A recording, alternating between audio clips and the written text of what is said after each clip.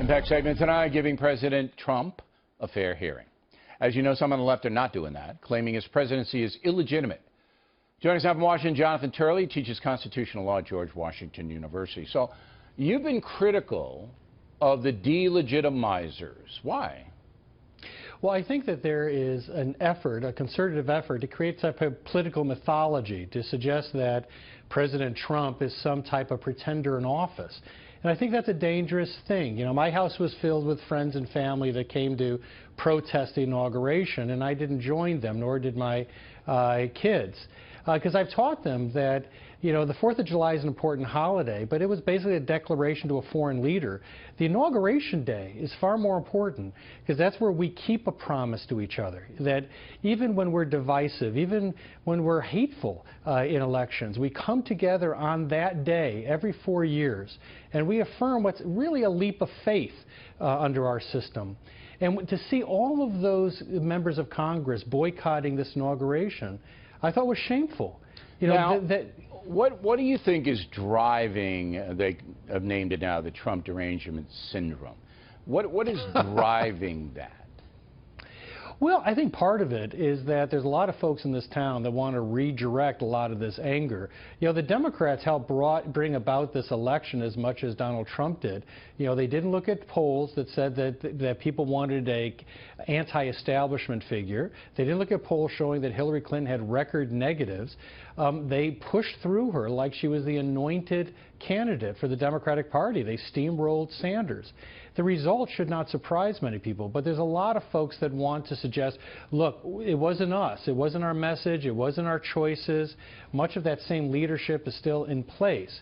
And instead they want to suggest that somehow he stole the election or that Putin gave him the office, which is, of course, ridiculous. But those are all devices to generate a real hatred of Donald Trump. So he evokes this powerful support for his people who love him, okay, but also this hatred for people who loathe him.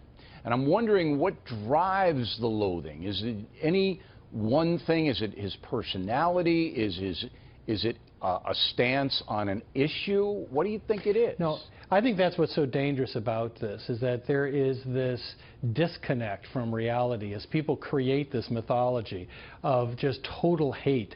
You know, I had one relative in my house who was talking about Trump supporters, very negative comment. I said, you know, there are very nice Trump supporters. There's about 47% of people voted for him. So you do realize that there are lots of nice Trump supporters. And she wouldn't accept that, and I think that's part of this Why wouldn't she accept mythology. it, though? You're a logical man. Well, I think she wouldn't accept that 47% of the voting public isn't evil. She wouldn't accept that. That's irrational. I think that there is this rhetoric that is pushing everyone to extremes on both sides, and it's dangerous for a government like ours. We have to get along at some point. We've got problems to solve, and sometimes when you have a big change, like the Trump administration, it can bring positive things. You can relook at issues, and if Trump is willing to work with Congress, we could come up with some innovative solutions. Well, if he's successful, that's going to make the haters hate him even more. You know that. See, I don't think you're ever going to win over a certain segment of the population. Now, what could Trump do himself, from your vantage point, to try to assuage some of this anger toward him? Is there anything that he could do?